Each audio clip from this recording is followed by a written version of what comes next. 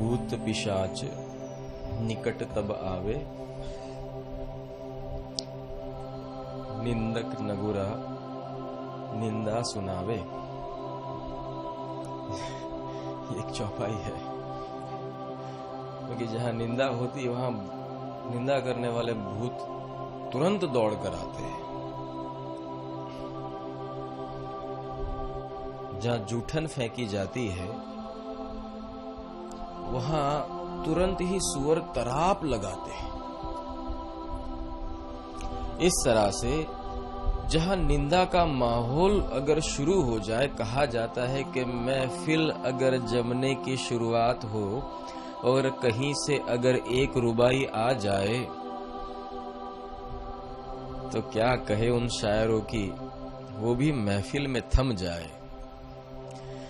जैसे एक माहौल की बात होती है कि कोई एक ऐसा दुर्जन व्यक्ति है जो निंदा करने की जब शुरुआत करता है, तो जब वो शुरुआत करता है तो उसके आसपास भी उसमें रुचि रखने वाले लोग, भले टाइम बिगड़े, ऑफिस में जाना अगर देर हो जाए, या तो कुछ धंधा बिगड़ भी जाए, या तो अपने कुछ इंपॉर्टेंट काम रह भी जाए, यहाँ तक कि बाबूजी को अस्पताल में ग्लूकोज का बाटल चढ़ाना होता है, वो भी शायद रह जाए, चलेगा, पर ये निंदा सुन के मैं जाऊंगा।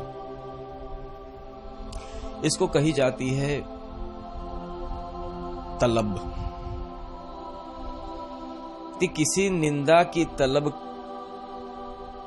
निंदा की तलब लगने वाले को अगर कोई तलबगार मिल जाए तो क्या बात है।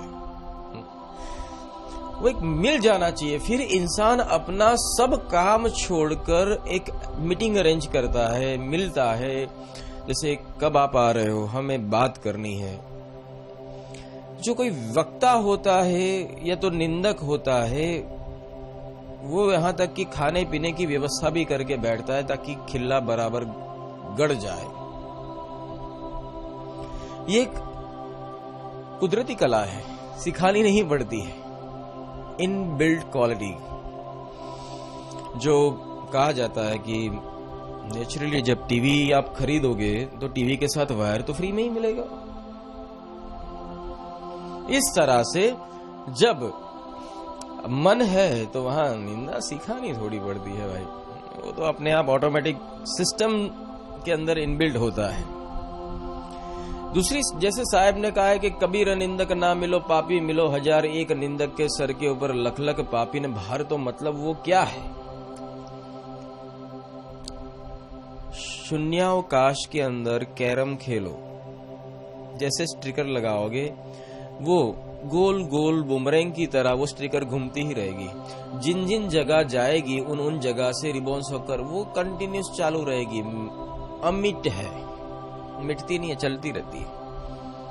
आपके तो कहीं बंद होगी, कहीं बंद नहीं होगी। लोगों के दिमाग में वो एक फिक्स डिपॉजिट की तरह रह जाती है। निंदा एक फिक्स डिपॉजिट है। क्या है?